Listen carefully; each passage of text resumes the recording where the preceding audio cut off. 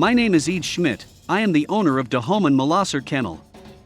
I have been breeding FILA Brasileiro for decades. About the FILA Brasileiro, I would like to tell some interesting information. First, they are Brazil Mastiffs in another name, and they are from Brazil. Brazil is a very mixed and exotic country from all point of views.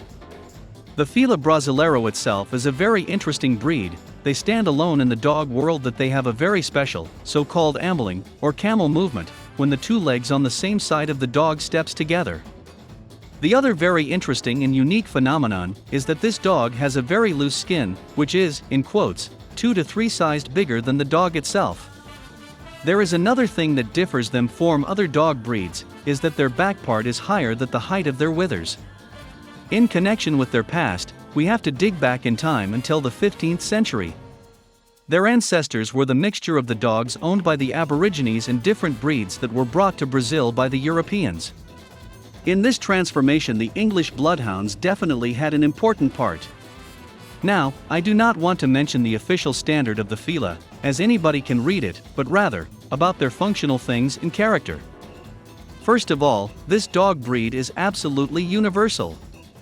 In the past, they were used for herding, for hunting and for protection and guard work as well. They are used even today as catch dogs on hunts and by the Brazilian army for service purposes. American cynologists compared them with Dobermans and German Shepherds in war times, and in jungle circumstances the FILA was the winner, which proved how versatile they are.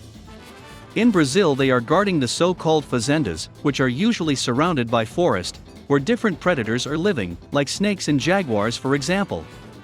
In spite of that, FILA Brasileiro packs can defend their territories against almost everything. It is important to know that the FILA Brasileiro is a breed of discrepancy. One end of this is the extreme love what they feel towards their owners and their family, and the other end is the extreme hate what they feel towards everybody else who is a stranger. This is what the Brazilians call ojeriza. The FILA Brasileiro forms a very deep bond with their owners in a very short time, and their love is continuously at the highest level. They also love the children and all living creatures that belong to the family, and in a surprising way, they do not farm any house animals. Even the family's cat can sit on the top of their head. In spite of that, they attack all strangers with a very high intensity, and this is the reason why they are so highly valued guard dogs in our days. As they are not a popular or fashionable breed in the USA and in Europe, they are still a very healthy breed, and what is also an important thing that they can reproduce and give birth to puppies completely alone.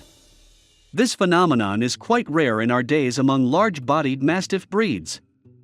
As they have an extremely large body, there is no need to run or race them. You just have to give them enough space to wander freely, and they will move as much as their body requires. You have to be especially cautious with running them extensively when they are young and still developing before 2 years of age.